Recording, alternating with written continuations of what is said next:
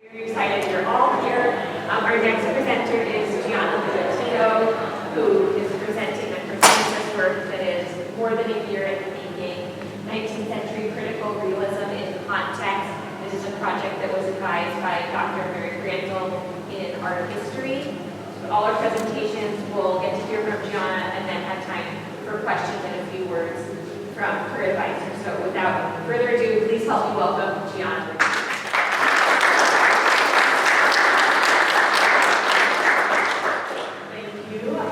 So I will be presenting my project, 19th Century Critical Realism in Context, a comparative examination of the Machiavelli and the thesis. So many of you may know this, but at the core of my project is my ethical commitment to bring historically underrepresented groups into the Western art canon, but in a very particular way, and that way is through contextual analysis. So in this presentation, I will walk you through a bit of my examination, mostly to show you why this type of analysis is very pertinent to the study of art history, but also particularly for these two groups. So you might have guessed, but the first and most important question that I always ask when engaging in art historical research is what is the context in which the groups I'm studying are functioning? Because whether explicitly or implicitly, context is always an important influence on both the production of art, but also the artists themselves. Both of the groups within my studies happened to function within contexts that were rife with social and political tensions. Russia, under Tsar Alexander II, had just recently freed their serfs, a servant class, with the Emancipation Manifesto and the Zemstva reforms. These reforms would ultimately fail to provide any kind of relief for the newly freed serfs, which would proliferate the rise of anti-Tsarist sentiments amongst those who had hoped for the betterment of the poor living conditions in Russia. Italy, at the time, was undergoing the process of unifying its previously disparate states under the efforts of the Risorgimento. Florence, which was the home of the Machiavelli, was basically the epicenter of progressive ideas, but also was the home to the necessary conditions for articulating a new Italian identity. Further, both of these groups functioned in a context that was full of rapid industrialization, which led to the rise of the middle class. This middle class would spearhead progressive efforts like the Risorgimento, but also would serve as the source of advocacy for the production of art that reflected both their identity and their impulse for change. So it's in light of these respective contexts that my next question was, how did their context shape the missions and the approaches of the artists, both to themselves, but also to the production of art? So the Pitavichniki, on the right, were able to utilize their realistic styles to, within their context, critique the government, the inadequate social reforms, the poor living conditions, all while at the same time giving praise to Russian culture and also the common man. They took their mission one step further by starting the Association of Traveling Art Exhibitions, which sought to democratize art by bringing exhibitions to rural towns. Similar but different, the Machiavelli on the, I guess that's the right, part of my inability to know left and right. They sought to, through their art, to capture the unique qualities of the New Italy, to champion the common people, as well as the rural landscape of Tuscany. Additionally, as self-appointed Risorgimento artists, they aimed to be soldiers on both the literal battlefield, but also on their canvas, as they formulated new cultural identities for an Italy that was teeming with nationalistic fervor. Now, in seeing the similarities within their social missions, I'd like to now turn to compare how these missions manifest within their work. This comparison begins by looking at their artistic approaches, which were a result of their respective breaks from the Art Academy. So, during the 19th century, the Art Academy served for the standard of excellence in artistic production. Academies taught process, composition, but also medium-specific skills that would allow an artist to produce the coveted polished piece. Further, academies revered a type of painting called history painting, which utilized historical and biblical scenes as well as mythology for its subject matter. Though the Pitavichniki and the Machiavelli, both in their early work, were fairly academic, as you can see on the screen, it's ultimately from this rigid tradition that the two groups would break. Their shared point of descent is rather interesting, and it is in their prioritization of landscape and genre paintings, or scenes of the everyday, both of which were in the academic sphere seen as lesser than. So it is in with these two genres of painting, genre and landscape painting, that the two groups were best able to fulfill their social missions, as well as their artistic ones. In landscape paintings, they shared a strong emphasis on the permanence and uniqueness of the countryside within their respective homelands. Further, as you can see, they showed a passionate affinity to capture realistically the complex tonality and monumentality of the natural world as it would have been witnessed in real time. In their genre paintings, they aimed to highlight the realities of the living and working conditions within their homes. Here, Ilgado Ben of the Guida on the left, and Telemaco Signorini of the Macchiaioli on the right, would take up the same subject matter, barge haulers, which were very common in the 19th century. Signorini on the right, in his work, the barge haulers in fatigue move towards an upper-class gentleman and his daughter, who take no notice of their oncoming presence. Signorini here is making a very explicit comment on the vast socioeconomic divisions of the time. Similarly, Ilgado Ben highlights class divisions, but he does so by emphasizing the state of the lower class workers. So as you can see in the faces and the physiques of the haulers, they are quite defeated, rather weak, and in many ways oppressed by the backbreaking labor and the harmful working conditions that they experience every day. Interestingly, in addition to both genre and landscape painting, the two groups had their own additional genre that really captured their counter-academic and their socially driven missions. The Pedagogiki were able to utilize portraiture, rejecting the aristocratic portraits of the academy, and instead emphasizing the dignity of peasants, who they saw as the unsung hero and the souls of the Russian nation.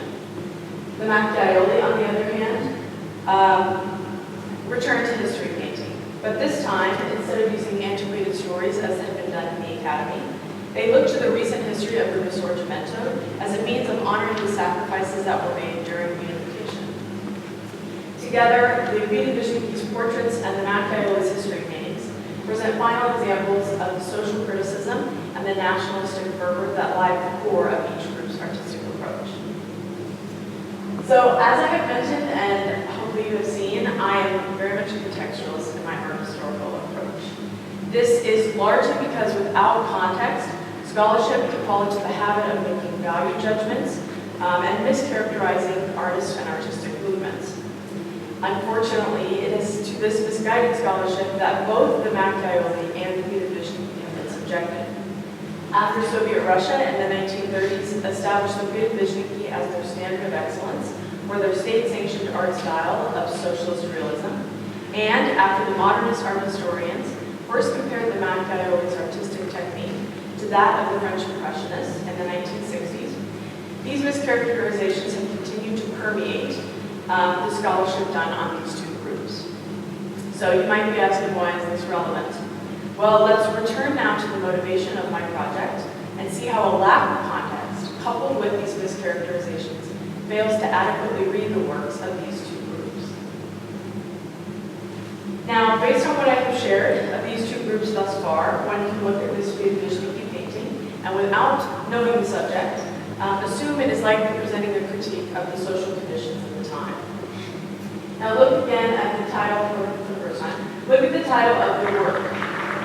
And think back to the reforms I mentioned at the onset of this presentation. This work dialogues with the aftermath of the Zemstva reforms, one of the many reforms that failed to adequately provide relief for the newly freed Serbs. Now looking back at the image, you can see how Maya Soyadov very openly critiques these reforms and the growing economic conditions of the time, showing peasants gathered around an aristocratic home while the servant washes dishes in the window. Now let's see what happens when you compare the 19th century Pedagogiki to the early 20th century Soviet socialist realists. For context, socialist realism as an artistic style aimed to show the glory of the Russian state by making heroes of communist leaders, Russian soldiers, and the working class. On the left, you see an example of this. In this piece, you can see field workers marching triumphantly into the field, a peculiar scene of bliss in the 20th century Russia fraught with poverty and oppression.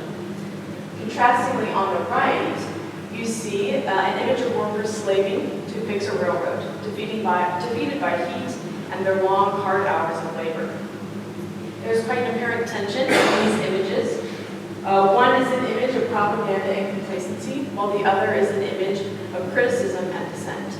The comparison doesn't quite seem to work, and at the same time, it almost very much detracts from the progressive intention of the work on the right. Here is another example. On the right is an image of the work, an image of Ilya Repin's work. The image features a political dissenter returning home after a long sentence, which was given as a result of his work in an anti-czarist movement that fought for the freedom for the equality of newly freed serfs. Here, Repin makes a comment on the man's sacrifice for the common good, the unjust punishment he faced, and the shock of his family, who were very likely to never see him again. On the left is an image of a Soviet soldier returning home as a hero of his nation. Rather than present itself as a critique, this propagandistic work offers that service to your communist state is the greatest good you can do and will likely elicit a reaction like the one shown by the family in the image. The tension, again from the last slide, persists as these images seem to push and pull against each other in a comparison that really was never meant to be. Now, having seen the Buddha-Vishnuki, let's turn to the Macchiaioli. On the screen, you see the work of Giuseppe Abati and Raffaello Serenesi. These works exemplify the Macchia, which is the root word of their name, but also refers to a particular type of sketching that the Macchiaioli used as a means of laying down the immediate effect of light in a scene that would later become a polished painting. This process, the Macchia technique, would function as the cornerstone of the Macchiaioli's artistic approach and aided in their mission to capture distinctly Italian subject matter. Now, the Impressionists, to whom the Macchiaioli were compared, were a revolutionary French art movement emerging in the 1870s with the desire to paint the immediate impression or effect of a scene. This slide shows the Macchiaioli as compared to Berthe Morisot, a female impressionist. On the surface, the works appear very similar. They show a shared ability to utilize brushstrokes to apply color, to build form, and to capture the effect of light. But let's return to the Macchia slide. Notice how the Macchiaioli blocked out highlights and shadows in a very precise and geometric way. Also notice how they retain a smoother finish in their brushstrokes and in the final work. Now let's look again at these works on the screen and look at the highlights of the Impressionists on the left versus the Macchiaioli on the right. I think it's quite apparent that the works appear less similar, as there's a very clear difference in process and approach. Part of this difference comes from the fact that the Macchiaioli predate the French Impressionists by at least 10 years, making them a part of different times and of different artistic traditions. This can really only be comprehended when you understand the context in which they're functioning. You can see the difference as well in these two images on the screen. Very much the difference in tone qualities, the variation of color, the texture of the brush strokes, and their understanding of form and shadow as it comes into contact with light. In the Macchiaioli's work on the right, the warm Tuscan sun permeates through each and every tone of the image. And their approach to landscape shows a monumentality and a humility that is characteristic of their style. Their work ultimately stands on its own as they use their place as artists to reflect their context, their home, their artistic traditions, all while presenting a unique approach to both artistic process and to subject. So now that we have already reached the end, we must ask ourselves, what are the broader implications of this project? Well, in a proper study of the Buddha-Vishnuki and the Macchiaioli, it is quite apparent how problematic scholarship and mischaracterizations perform a disservice to and minimize the significance of these nationalistic movements. As I was able to conclude in my project, these two groups can only be adequately understood when evaluated as products of their environment, acting in direct response to the social, political, economic, and cultural happenings directly surrounding them. Further, their artistic style, approaches, and vision of themselves as artists can only be fully conceptualized in reference to their particular artistic traditions and their descent from their academic education. Thus, in this project, in essence, shows a need for scholarship that allows for the inclusion of historically marginalized groups into the Western art canon based on their own merits and not in comparison to others. More importantly, it shows the need for contextually driven scholarship that recognizes artists and artistic movements not as markers in a linear or historical narrative, but rather as individual instances shaped by their immediate surroundings and fueled by the times in which they lived. Thank you.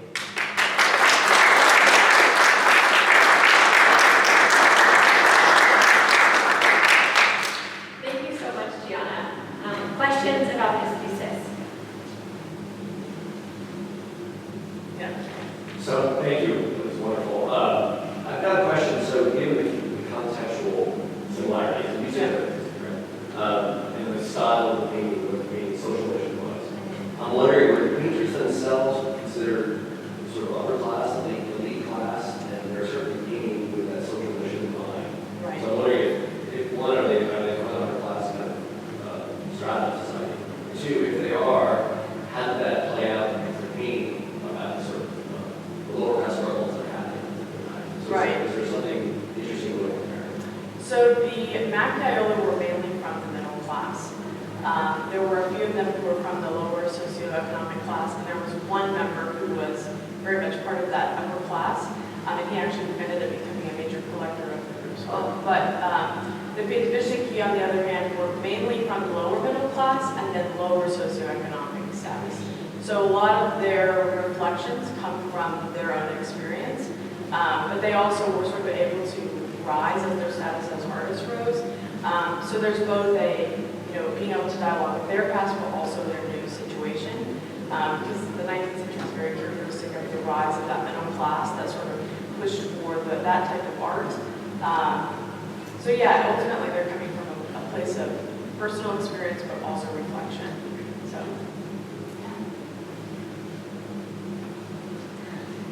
John, I wanted to ask, I think, understanding from your presentation that some of the scholarly connection of the thank you, to social realism comes from Soviet Russia, comes from their own writing of history and wanting to locate the history of that aesthetic in the Russian and the lower class Russian tradition.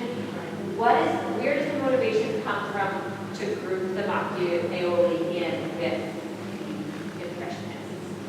Well, I think for the most part, the comparison sort of stemmed from the fact that the Macchia would partake in the Macchia technique, and they would do these sketches as initial studies before they would make a final work. And so after the fact, I think there was an assumption that some of their sketches were their final work, which was the case some of the time, but not all of the time. And so because the style is so similar, when you see the sketch of the Macchiaiola and then the finished work of the Impressionists, I think that's part of where the comparison initially started. But a lot of the Macchiaiola's work, when it was finished, was actually very polished and a lot closer to maybe what you would have seen with the revision. So, Yeah, last question for Gianna.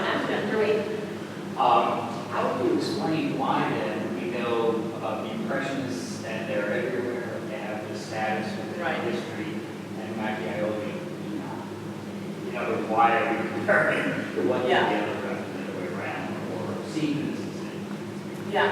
Well, a lot of the work on the Macchiaiola has been mostly done by Italian artists.